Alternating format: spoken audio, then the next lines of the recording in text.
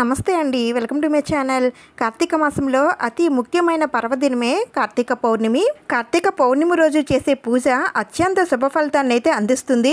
కార్తీక మాసం నెల రోజులు చేయలేని వారు కనీసం ఈ కార్తీక పౌర్ణమి రోజు చేసినా సరే ఆ శివయ్య అనుగ్రహం సంపూర్ణంగా కలుగుతుందండి. అంతటి విశేషమైనటువంటి పర్వదినమే ఈ కార్తీక పౌర్ణమి. అయితే ఈ కార్తీక పౌర్ణమి రోజున ఆనవాయితీ నోములు అవి లేని వారు ఇంట్లో సింపుల్గా ఏ విధంగా పూజ చేసుకోవాలి, కార్తీక పౌర్ణమి ఏ రోజు వచ్చింది, పౌర్ణమి గడియలు ఎప్పటి నుంచి ప్రారంభమై ఎంతవరకు ఉంటున్నాయి, ఈ రోజు పెట్టవలసిన దీపాలు ఏమిటి, ముఖ్యంగా నక్షత్ర దీపాలు ఎలా పెట్టాలి, ఈ పౌర్ణమి రోజు నీటిలో దీపాలు ఎన్ని వదలాలి, ఎలా వదలాలి, ఈ కార్తీక పౌర్ణమి రోజు వెలిగించే 365 ఒత్తులు ఎలా వెలిగించాలి, ఎన్ని వెలిగించాలి అనే విశేషాలన్నీ కూడా ఈ రోజు వీడియోలో షేర్ చేస్తానండి. ప్రతి ఒక్క విషయం కూడా మీకు అర్థమయ్యే విధంగా చాలా సింపుల్ పద్ధతిలో చెప్తాను. అందుకని వీడియోని ఎక్కడ కూడా స్కిప్ చేయకుండా మొత్తం చూడటానికైతే ట్రై చేయండి. వీడియో చాలా బాగుంటుంది, మీకు యూజ్ అవుతుంది. ఇంకా లేట్ చేయకుండా వీడియోని అయితే స్టార్ట్ చేసేద్దాం. ముందుగా ఒక చిన్న లైక్ అయితే చేయండి. మీరు చేసే లైక్ వలన ఈ కార్తీక పౌర్ణమి పూజ విధానం మరికొందరు తెలుసుకోగలుగుతారు. ముందుగా ఈ కార్తీక మాసం సందర్భంగా ఆ శివకేశవుల ఆశీర్వాదం మన అందరిపై ఉండాలని మనస్ఫూర్తిగా కోరుకుంటూ మీ అందరికీ కార్తీక పౌర్ణమి శుభాకాంక్షలండి. కార్తీక పౌర్ణమి రోజున స్నానాలు, దానాలు, పూజలు, వ్రతాలు, నోములు, దీపాలు వెలిగించడం ఇలా ఏది చేసినా సరే అనేక రెట్లు ఫలితం పుణ్యం లభిస్తాయి. కార్తీక మాసంలో వచ్చే పౌర్ణమిని కార్తీక పౌర్ణమి అని అంటారండి. పౌర్ణమి గడియలు ఉన్నప్పుడే మనం ఈ పూజను అయితే చేసుకోవాలి. పైగా పౌర్ణమి గడియలు సాయంత్రం సమయంలో ఉన్నప్పుడు ఈ పూజ చేసుకుంటే మరింత శుభ ఫలితాలు అయితే కలుగుతాయండి. అయితే మనకి ఈ సంవత్సరం ఈ కార్తీక పౌర్ణమి ఏ రోజు వచ్చిందంటే 2025 నవంబర్ 5వ తేదీన బుధవారం అయితే రాబోతుందండి. ఇంకా పౌర్ణమి గడియలు ఎప్పటి నుంచి ప్రారంభమై ఎంతవరకు ఉంటున్నాయంటే నవంబర్ 4వ తేదీన రాత్రి 9:39 ప్రారంభమై నవంబర్ 5వ తేదీన రాత్రి 7:12 పౌర్ణమి గడియలు అనేవి ముగుస్తున్నాయి. అయితే పూజ ఎప్పుడు చేసుకోవాలి, పూజ సమయాలు ఏమిటి, 365 ఒత్తులు ఏ సమయంలో వెలిగించాలి అనేవన్నీ కూడా చెప్తానండి. దానికన్నా ముందుగా ఈ కార్తీక పౌర్ణమి రోజున చాలా మంది కేదార నోములు నోచుకుంటారండి. అయితే ఈ నోములు అనేవి మీ పెద్దలు ఎలా అయితే ఆచరించేవారో అలానే ఆచరించాలి. ఆనవాయితీ ఉన్నవారు ఈ నోములు తప్పకుండా నోచుకోవాలండి. అయితే నోములు నోచుకునేవారు ఈ కార్తీక పౌర్ణమి రోజున నోములు పట్టుకుంటారండి. మాకు నోములు అవి లేవండి, మామూలుగానే కార్తీక పౌర్ణమి రోజున పూజ ఎలా చేసుకోవాలో చెప్పండి అనే వారికి మాత్రమేనండి వీడియో. ఆనవాయితీ లేనివారు ఈ కార్తీక పౌర్ణమి రోజున సింపుల్గా పూజ ఎలా చేసుకోవాలనేది చెప్తానండి. శివకేశవులకి ఇద్దరికి అత్యంత ఇష్టమైన రోజు ఈ కార్తీక పౌర్ణమి. అందుకని మీరు ఈ రోజున శివకేశవులు ఇద్దరిని పెట్టి పూజించవచ్చు, లేదంటే విష్ణుమూర్తిని పెట్టి పూజించవచ్చు, లేదంటే శివుడిని కూడా పెట్టి పూజించవచ్చండి. అయితే ఈ పూజని ఎక్కడ చేయాలని అంటే తులసి కోట దగ్గర చేసుకోండి. అది కూడా 26వ తేదీన ఆదివారం సాయంత్రం సమయంలో తులసి కోట దగ్గర ఈ పూజ చేసుకొని 365 ఒత్తులు వెలిగించుకుంటే చాలా మంచి ఫలితాలు అయితే కలుగుతాయండి. తులసి కోట లేని వారు ఎక్కడ చేసుకోవాలండి, మరి పూజా మందిరంలో చేసుకోకూడదా అని సందేహాలు వస్తాయి. అవన్నీ కూడా చెప్తాను. ముందుగా అయితే నేను ఇక్కడ మా తులసమ్మని ఇలా అందంగా అలంకరించుకున్నానండి. అలాగే తులసమ్మ వారి దగ్గర ఒక పీఠాన్ని కూడా ఏర్పాటు చేశాను. పూజని మీరు ఇలా పీఠం వేసుకొని చేసుకోవచ్చు, లేదంటే నేరుగా తులసమ్మ వారి దగ్గరే పూజ అనేది చేసేసుకోవచ్చండి. మీ వీలుని బట్టి మీరు చేసుకోవచ్చు. ఇప్పుడు పూజలో నేను శివపార్వతుల ఫోటోని అయితే పెట్టుకుంటున్నానండి. స్వామివారి ఫోటో లేకపోయినా సరే మీరు తులసి కోట దగ్గర పూజ అనేది చేసుకోవచ్చండి. నేను ఇక్కడ స్వామి అమ్మవార్లకి పువ్వులతో అందంగా అలంకరిస్తున్నానండి. అలాగే స్వామి అమ్మవార్లకి ఎంతో ఇష్టమైన రుద్రాక్ష మాలను కూడా సమర్పిస్తున్నాను. ఆ తర్వాత అమ్మవారికి సంబంధించిన గౌరమ్మ సెట్ను కూడా మనం పూజలో పెట్టుకోవాలండి. ఉంటే పెట్టుకోండి, లేకపోయినా పర్వాలేదు. ఇంక తర్వాత స్వామి అమ్మవార్ల దగ్గర ఇలా నిండుగా ఉన్నటువంటి పసుపు కుంకుమలను అయితే పెట్టుకోవాలి. విఘ్నాలు తొలగించే వినాయకుడిని, అలాగే మీ దగ్గర శివలింగం ఉన్నట్లయితే స్వామివారి శివలింగం, ఇంకా నంది ఇవన్నీ కూడా పూజలో పెట్టుకోండి. శివలింగం లేకపోయినట్లయితే మామూలుగా మీరు స్వామివారి ఫోటో దగ్గర పూజ అయితే చేసుకోవచ్చు. అయితే ఈ కార్తీక పౌర్ణమి రోజున తెల్లవారుజామునే నిద్ర లేచి మీకు దగ్గరలో నది కానీ, చెరువు కానీ, బావి కానీ ఇలా ఏది ఉంటే అక్కడికి వెళ్ళి స్నానాలు ఆచరించండి. చాలా మంచిది. అవేమి మా దగ్గర లేవండి అని అనుకుంటే మీరు ఇంట్లోనే స్నానాన్ని ఆచరించవచ్చు. ఇలా స్నానాలు అయిన తర్వాత మీరు నిత్య పూజ ఎలా చేసుకుంటారో అలా చేసుకోండి. తర్వాత మీ దగ్గరలో ఉన్న ఏదైనా గుడికి వెళ్ళిరండి.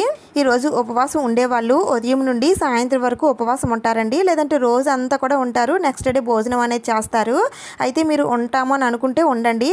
మాకు హెల్త్ బాగోదండి, మేము ఉండలేమని అనుకుంటే మీరు ఉండనవసరం వెళ్ళనవసరం లేదు. మామూలుగా సాయంత్రం సమయంలో ఇక్కడ చూపిస్తున్న విధంగా పూజ చేసుకుంటే సరిపోతుందండి.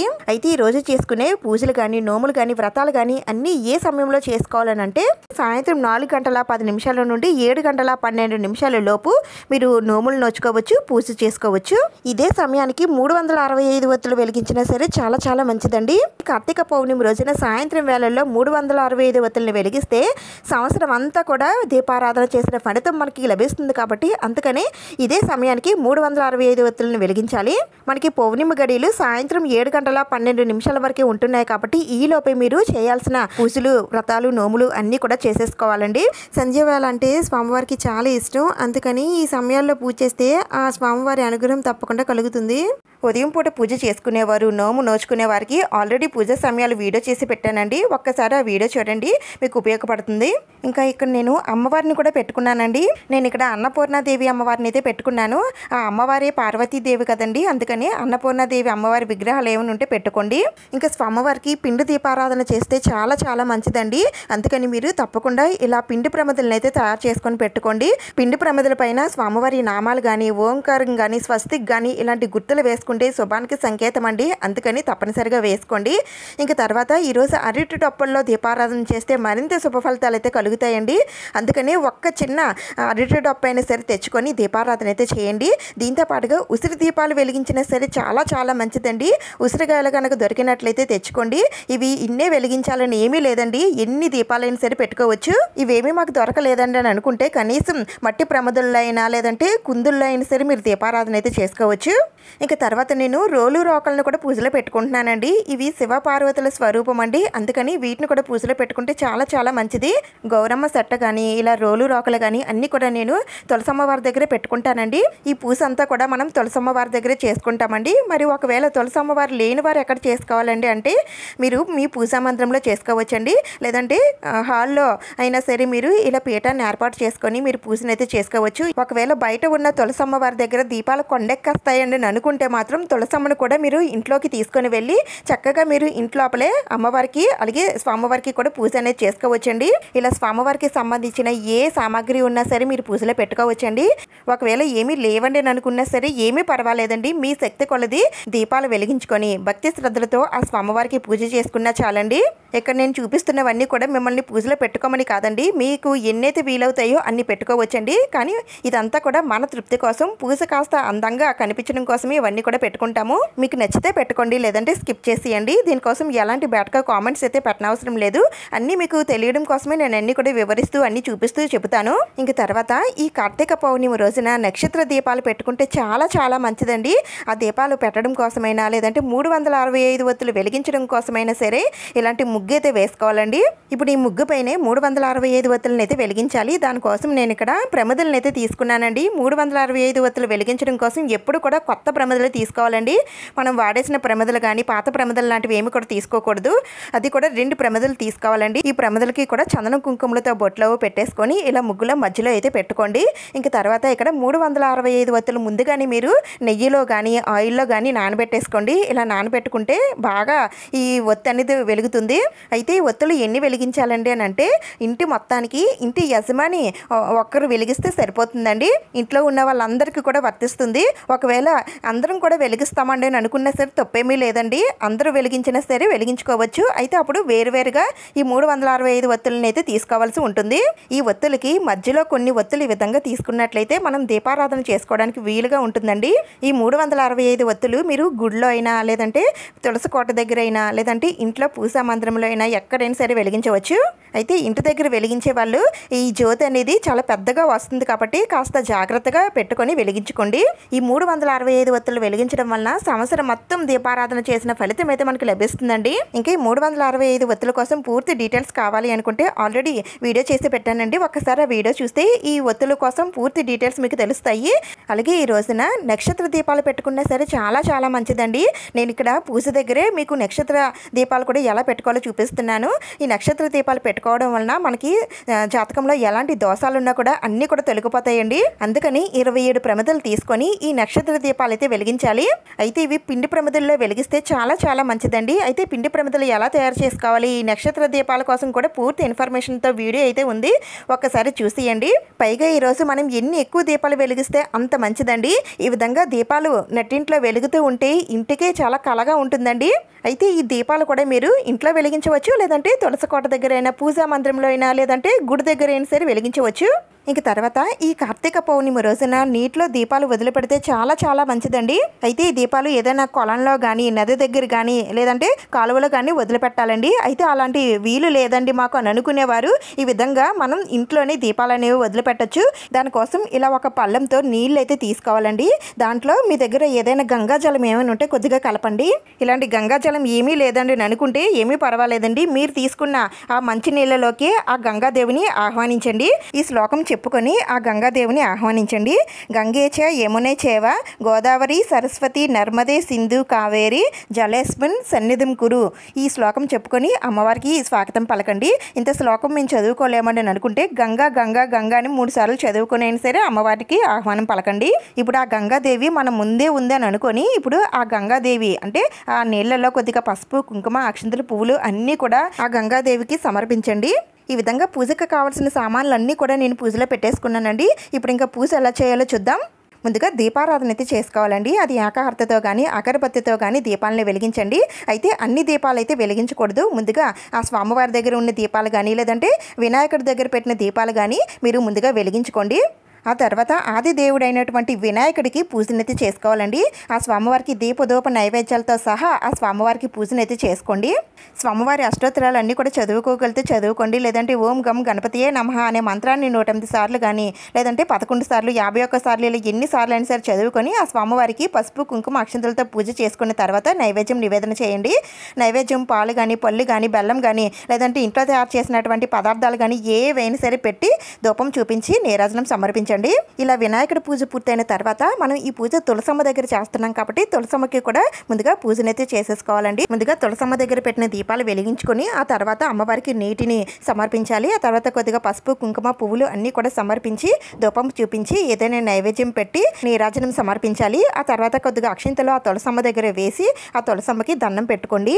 తులసమ్మ దగ్గర చేసిన వాళ్ళైతే ఈ విధంగా తులసమ్మ వారికి పూజ చేసుకున్న తర్వాత స్వామి అమ్మవార్ల పూజనైతే చేసుకోవాలి. అదే పూజా మందిరంలో చేసుకున్నట్లయితే పూజా మందిరంలో మీరు నిత్య దీపారాధన ఎలా అయితే చేసుకుంటారో అలా చేసేసుకొని ఆ తర్వాత స్వామి అమ్మవార్ల పూజనైతే ప్రారంభించండి. ముందుగా స్వామివారి దగ్గర పెట్టిన దీపాలన్నీ కూడా వెలిగించుకోవాలండి. మీరు పూజలో ఏ దీపాలు అయితే పెట్టుకుంటారో అన్నీ కూడా వెలిగించేసుకోండి. ఒక్క ఉసిరికాయ దీపాలు తప్ప అన్ని దీపాలు కూడా వెలిగించేసుకోండి. ఇలా దీపారాధన చేసుకున్న తర్వాత ఆ దీపలక్ష్ముల దగ్గర కొద్దిగా పసుపు, కుంకుమ, అక్షింతలు వేసి దీపలక్ష్ములకి దండం పెట్టుకోండి. ఆ తర్వాత స్వామివారి పూజనైతే స్టార్ట్ చేయాలి. స్వామివారి పూజ స్టార్ట్ చేయడానికి ముందుగా మీ దగ్గర ఇలా డమరకం ఉన్నట్లయితే డమరక నాదం అయితే చేయండి. సాయంత్రం పూట స్వామివారికి పూజ చేస్తున్నాం కాబట్టి ఆ స్వామివారి సాయంత్రం వేళల్లో నృత్యం చేస్తూ ఉంటారండి. అలాంటప్పుడు ఈ డమరక నాదం ఆ స్వామివారికి వినిపించినట్లయితే ఆ స్వామివారి ఇంకా సంతోషిస్తారు. ఒకవేళ మీ దగ్గర డమరకం లేకపోయినట్లయితే గంట ఉంటుంది కదండి, ఆ గంటానాదమైన సరి చేయండి. ఆ తర్వాత కొద్దిగా పసుపు, కుంకుమ, అక్షింతలు, పువ్వులు స్వామివారి పాదాల దగ్గర, అమ్మవారి పాదాల దగ్గర వేసి ఆ స్వామి అమ్మవార్లకి ఆహ్వానం పలికి దండం పెట్టుకోండి. ఈ రోజు ఆ శివయ్యకి అభిషేకం చేస్తే చాలా చాలా మంచిదండి. మీ దగ్గర ఉన్న ద్రవ్యాలతో ఆ స్వామివారికి అభిషేకం అయితే చేసుకోండి. నేను ఇక్కడ అభిషేకం అయితే చూపించట్లేదు. మీరైతే అభిషేకం చేసుకున్న తర్వాత స్వామివారి పూజనైతే ప్రారంభించండి. ఆ స్వామివారికి ఎంతో ఇష్టమైన బిలవ దళాలని స్వామివారికి సమర్పించండి. స్వామివారికి పువ్వులతో కానీ, మారేడు దళాలతో కానీ, లేదంటే రుద్రాక్షలతో కానీ, విభూతితో కానీ స్వామివారి కార్తీక పురాణం, అలాగే అష్టోత్తరాలు, గౌరీదేవి అష్టోత్తరాలు ఇవన్నీ కూడా చదువుకుంటూ పూజనైతే చేసుకోండి. అలాగే స్వామివారి బిల్వాష్టకం అది వస్తే చదువుకోండి. ఇలా మీకు ఏది వస్తే అది చదువుకుంటూ పూజనైతే చేసుకోండి. ఒకవేళ బిలవ పత్రాలు మాకు దొరకలేదండి అనుకునే వారికి ఆ స్వామివారికి ఎంతో ఇష్టమైన విభూతితో అలాగే శ్వేత అక్షింతలతో పూజ చేస్తే చాలా చాలా మంచిదండి. స్వామివారి పూజ పూర్తయిన తర్వాత అమ్మవారికి కూడా కొద్దిగా కుంకుమ పూజ అయితే చేసుకోండి. గౌరీదేవి అమ్మవారి అష్టోత్తరాలన్నీ కూడా చదువుకుంటూ కుంకుమ పూజ చేసుకోండి. ఇంకా మీరు చేసుకోగలుగుతామని అనుకుంటే చిట్టు గాజులతో, పసుపు కొమ్ములతో కూడా అమ్మవారిని పూజించవచ్చు. ఈ విధంగా స్వామి అమ్మవార్లకి ఈ రోజు పూజ చేసుకుంటే చాలా చాలా మంచిదండి. కార్తీక పౌర్ణమి రోజు సాయంత్రం వేళల్లో ఈ పూజను అంతటిని కూడా చేసుకోవాలి. ఒకవేళ సాయంత్రం వీలు కాదండి అనుకుంటే ఉదయం వేళల్లో అయినా సరే మీరు ఈ పూజను అయితే చేసుకోవచ్చు. అసలు మాకు ఈ రోజే మాకు మాకు కుదరదండి అని అనుకునేవారు కార్తీక సోమవారాల్లో అయినా, లేదంటే ఏకాదశి రోజైనా, లేదంటే స్వామివారికి ఇష్టమైన మాస శివరాత్రుల్లో, ఆరుద్ర నక్షత్రం రోజున, లేదంటే పోలీస్ వర్గం రోజున ఇలా మీరు ఎప్పుడైనా సరే ఈ పూజనైతే చేసుకోవచ్చు. కార్తీక మాసంలో ఒక్క రోజైనా సరే ఈ విధంగా పూజ చేసుకుంటే చాలండి, ఆ శివకేశవుల ఆశీర్వాదం అయితే సంపూర్ణంగా కలుగుతుంది. ఈ విధంగా స్వామివారికి పూజ చేసుకునేటప్పుడు కూడా మధ్య మధ్యలో డమరకనాదం అయితే చేయండి. ఆ తర్వాత స్వామి అమ్మవార్లకి అగరబత్తులతో ధూపం చూపించాక మనం పెట్టుకున్న 365 ఒత్తులను అయితే వెలిగించాలి. అయితే ఈ ఒత్తులు కొంచెం ఫాస్ట్గా వెలగడం కోసం ఈ ఒత్తులకి కొంచెం కర్పూరం అయితే రాసుకోండి. ఆ తర్వాత ఏకహారతతో కానీ అగరబత్తితో కానీ ఈ 365 ఒత్తుల్ని వెలిగించండి. దీంతో పాటుగా ఈ నక్షత్ర దీపాలు కూడా వెలిగించుకున్న తర్వాత ఈ దీపలక్ష్ముల దగ్గర కొద్దిగా పసుపు, కుంకుమ, అక్షింతలు వేసి ధూపం చూపించి ఆ దీపాలకి దండం పెట్టుకోండి. ఎక్కువ దీపాలు కాబట్టి జ్యోతి వెలుగు ఎక్కువగానే ఉంటుందండి. అందుకని కాస్త చూసుకొని జాగ్రత్తగా ఈ దీపాలను అయితే వెలిగించండి. ఇలా 365 ఒత్తులు వెలిగించుకున్న తర్వాత ఇప్పుడు స్వామి అమ్మవార్లకి నైవేద్యం నివేదన చేయాలి. స్వామివారికి చెలిమిడి వడపప్పు కానీ, పళ్ళు కానీ, లేదంటే ఇంట్లో తయారు చేసినటువంటి నైవేద్యాలు కానీ ఏవైనా సరే పెట్టచ్చండి. ఆ తర్వాత స్వామి అమ్మవార్లకి తాంబూలం కూడా సమర్పించి సాంబ్రాణితో ధూపం అయితే వేయండి. ఆ తర్వాత నీటిలో దీపాలు అయితే వదిలిపెట్టాలి. అవి ఎలా వదిలిపెట్టాలో చూపిస్తాను. దానికోసం ఇక్కడ నేను ఒక అరటి డొప్ప అయితే తీసుకున్నానండి. మీకు దొరికినట్లయితే అరటి డొప్ప అయితే తీసుకోండి, లేదంటే కొబ్బరి చిప్పలు కానీ, లేదంటే తమ్మలపాకులు కానీ, ఆకులు కానీ ఇలా ఏవైనా సరే తీసుకొని మీరు దీపాలను అయితే వదిలిపెట్టచ్చు. ఇక్కడ నేను ఇలా అరటి డొప్ప అయితే తీసుకున్నానండి. ఇప్పుడు దీనికి కూడా చందనం కుంకుమలతో బొట్లు పెట్టేసుకోండి. ఆ తర్వాత దీంట్లో ఇలా పువ్వొత్తులు అయితే తీసుకోవాలి. పువ్వొత్తులు రెండు ఒత్తులు తీసుకున్నాను. 2 కానీ 3 కానీ 5 కానీ ఎన్నైనా సరే వేసుకోవచ్చు. ఇప్పుడు ఈ దీపాలని వెలిగించుకోండి. వెలిగించుకున్న తర్వాత ఈ దీపలక్ష్ముల దగ్గర కొద్దిగా పసుపు, కుంకుమ, అక్షింతలు, పువ్వులు వేసి ధూపం చూపించి ఆ దీపలక్ష్ములకి దండం పెట్టుకోండి. ఆ తర్వాత ఈ దీపాలని ఇలా చేతితో పట్టుకొని నెమ్మదిగా నీటిలో వదిలిపెట్టాలండి. వదిలిపెట్టిన తర్వాత 3 సార్లు దీపాలు ముందుకు వెళ్ళేటట్టు 3 సార్లు తోసి ఆ దీపలక్ష్ములకి, ఆ గంగాదేవికి దండం పెట్టుకోండి. ఈ విధంగా నీటిలో దీపాలు వదిలిపెట్టిన తర్వాత మనం పూజలో ఉసిరికాయ దీపాలు అయితే పెట్టుకున్నాం కదండి, ఆ దీపాలు కూడా వెలిగించేసుకున్న తర్వాత ఆ దీపలక్ష్ములకి కూడా దండం పెట్టేసుకుని తర్వాత స్వామి అమ్మవారికి ధూపం చూపించి కొబ్బరికాయను కూడా నివేదన చేసి నీరాజనం సమర్పించండి. నీరాజన సమర్పించిన తర్వాత కొద్దిగా అక్షింతలు స్వామి అమ్మవార్ల పాదాలపైన వేసి దండం పెట్టుకోండి. ఈ కార్తీక మాసం నెల రోజులు చేసినంత ఫలితం మాకు దక్కేటట్టు చెయ్యి తండ్రి అని ఆ స్వామివారికి దండం పెట్టుకొని మీ మనసులో ఉన్న సంకల్పాలు, కోరికలు అన్నీ కూడా ఆ స్వామివారికి చెప్పుకోండి. ఈ విధంగా ఆనవాయితీ నోములు లేనివారు కార్తీక పౌర్ణమి రోజున సింపుల్గా పూజనైతే చేసుకోవాలండి. అయితే ఈ పీఠాన్ని ఈ రోజు కదపకూడదు. నెక్స్ట్ డే మనకి లక్ష్మీవారం వస్తుంది కదా, లక్ష్మీవారం ఉదయాన్నే మీరు మళ్ళా పూజ చేసుకోవాలనుకుంటే పూజ చేసుకొని ఆ తర్వాత ఈ పూజా పీఠాన్ని కదిపేయచ్చు. ఆ తర్వాత ఈ పీఠాన్ని కదిపేసి ఆ ఫోటో అనేది మీరు పూజా మందిరంలో పెట్టేసుకోండి. ఇంకా మనం పూజలో పెట్టిన పిండి దీపాలన్నీ కూడా ఆవుకి పెట్టేయండి. ఇంకా 365 ఒత్తులు మొత్తం ఆహుతి అయిపోతాయి కదండి, మొత్తం భస్మంలా తయారవుతుంది. దాన్ని తీసి ఇంట్లో ఉన్న వాళ్ళందరూ కూడా బొట్టుగా పెట్టుకొని మిగతాది ఏదైనా వాటర్లో అంటే పారే వాటర్లో కలపవచ్చు. పారే వాటర్ మాకు దగ్గరలో లేదండి అని అనుకుంటే ఒక గిన్నెతో వాటర్ తీసుకొని ఈ 365 ఒత్తులు భస్మం ఉంది కదండి, ఆ వాటర్లో కలిపేసి ఆ వాటర్ని మీరు ఏదైనా చెట్లకి వేసేయచ్చు. ఇంకా నైవేద్యం అది కూడా మీరు తినచ్చండి. ఉసిరికాయ దీపాలు కొండెక్కిన తర్వాత ఈ ఉసిరికాయలని మీరు ప్రసాదంగా తీసుకోవాలనుకుంటే తీసుకోవచ్చు, లేదంటే పారే నీటిలో కానీ లేదా ఎవరు తొక్కని ప్లేస్లో అయినా సరే వేసేయచ్చు. ఇంకా మనం దీపాలు వదిలిపెట్టినటువంటి నీళ్లు ఉన్నాయి కదండి, వాటిని కూడా ఏదైనా చెట్ల మొదట్లో వేసేయండి. ఇంకా స్వామివారికి పూజ చేసినటువంటి ఈ బిలవ పత్రాలు అలాగే పువ్వులు అన్నీ కూడా పారే నీటిలో వదిలిపెట్టేయాలి. మనం పెట్టిన ఏ దీపాలు కూడా అలా రాత్రంతా వెలుగుతూ ఉండవలసిన అవసరం ఏమీ లేదండి. దాంట్లో ఆయిల్ ఉన్నంత వరకు వెలిగి తర్వాత కొండెక్కేసినా పర్వాలేదు. కానీ ఈ దీపాలు వెలుగుతూ ఉన్నంత వరకు కూడా మీకు ఏదైనా కార్తీక పురాణం కానీ లేదంటే స్వామి అమ్మవార్ల అష్టోత్తరాలు కానీ ఏ వస్తే అవన్నీ కూడా అక్కడే కూర్చొని అలా దీపాల వైపు చూసుకుంటూ అలా చదువుకుంటూ ఉండండి. చాలా మంచి ఫలితాలు అయితే కలుగుతాయి. పైగా ఈరోజు పౌర్ణమి కాబట్టి వెన్నెల్లో లలితా సహస్రనామాలు చదువుకొని వెన్నెల పారాయణం చేసుకొని చంద్రుడికి పూజ చేసుకున్నా సరే చాలా మంచిదండి. అయితే ఈ కార్తీక పౌర్ణమి రోజున కేదార నోములే కాదండి, సత్యనారాయణ వ్రతాలు ఇంకా పున్నమ నోములు ఇవన్నీ కూడా చేసుకుంటారు. ఇవన్నీ కూడా చేసుకునే వాళ్ళు ఉంటే ఈరోజు చేసుకోండి. ఈరోజు ఉపవాసం ఉండి ఈ పూజ చేస్తే చాలా చాలా మంచిదండి. ఉదయం నుండి సాయంత్రం వరకు ఉపవాసం ఉండి ఈ పూజ చేసుకున్న తర్వాత మీరు భోజనం కానీ లేదంటే టిఫిన్ కానీ చేయవచ్చు. ఒకవేళ ఇంట్లో పూజ చేసుకోలేకపోతున్నామని అనుకునేవారు ఉపవాసం ఉండి సాయంత్రం వేళల్లో ఆ స్వామివారి శివాలయానికి వెళ్ళి స్వామివారికి అభిషేకాలు నిర్వహించి దీపారాధన చేసుకొని ఆ స్వామివారిని దర్శించుకొని పూజించుకొని ఇంటికి వచ్చిన తర్వాత మీరు ఈ ఉపవాసాన్ని విరమించవచ్చు. స్వామివారి ప్రసాదం ఏదైనా సరే తీసుకొని మీరు ఉపవాసాన్ని విరమించవచ్చు. అయితే ఉపవాసంతో ఉన్నప్పుడు గుడిలో ఎవరైనా ప్రసాదం ఇచ్చినప్పుడు వద్దనకుండా తీసుకొని ఆ స్వామివారే నైవేద్యం ఇస్తున్నట్టుగా తీసుకొని మీరు ప్రసాదాన్ని అయితే పుచ్చుకోవచ్చు.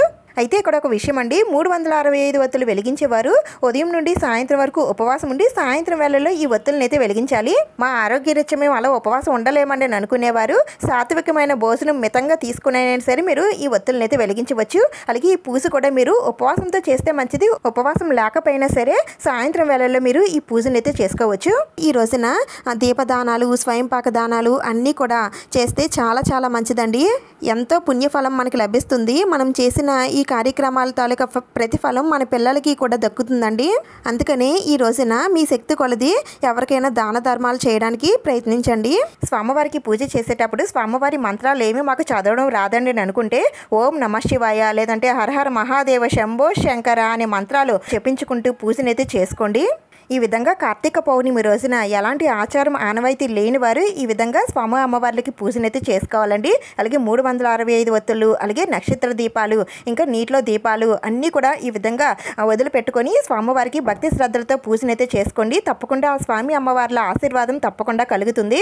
కార్తీక పౌర్ణమి కోసం అన్ని విశేషాలు కూడా షేర్ చేశానని అనుకుంటున్నానండి. ఇంకా మీకు ఏమైనా డౌట్స్ ఉంటే నేను కామెంట్స్లో అడగండి.